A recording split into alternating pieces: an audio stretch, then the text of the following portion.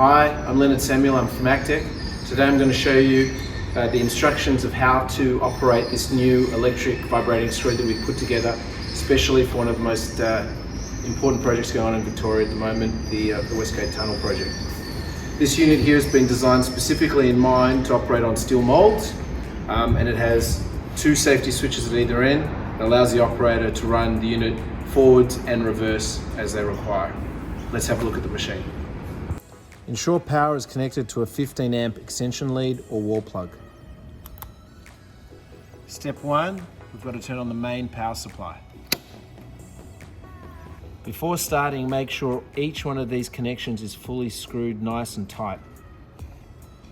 Once the power is on, you'll see the unit flashing here. That's perfectly normal. That determines the amount of power that's been going to the electric motor.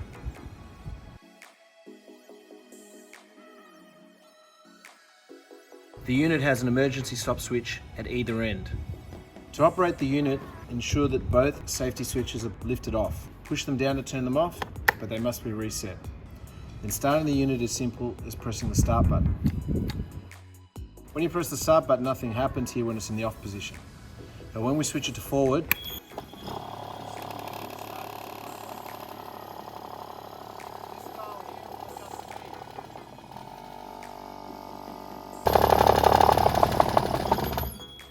in this position now we think the motor's off, but it actually means it's in an idle position. This is what we really consider idle. If we turn here to reverse, now we go in the other direction.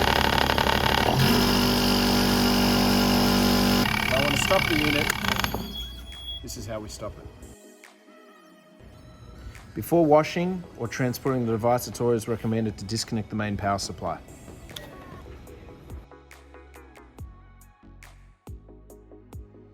Before washing the unit, it must be powered off, and these three units must be disconnected. To disconnect these three lines, it's very simple.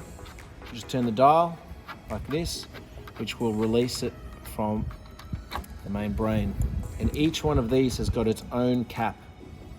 So each one of these should be capped off at the end of usage.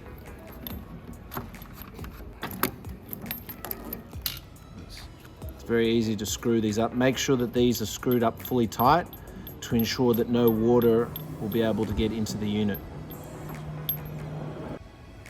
The brains of the unit must be disconnected before washing. It's very simple.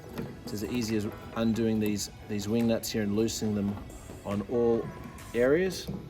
They don't need to be fully taken off, just enough to reduce the rubber mounts. There are 4 of these in total that should be taken off. And once they're all loose, the brains just slides out like so. Now that the brains has been removed from the unit, it is safe for you to pressure wash. Take care not to fire water directly into these power leads. Try and work your way around it.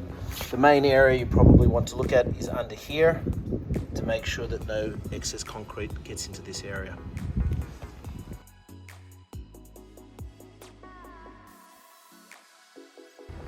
Reassembly of the unit is very easy. Just needs to lower the unit back into position, aligning all of these points back together and simply tightening them off.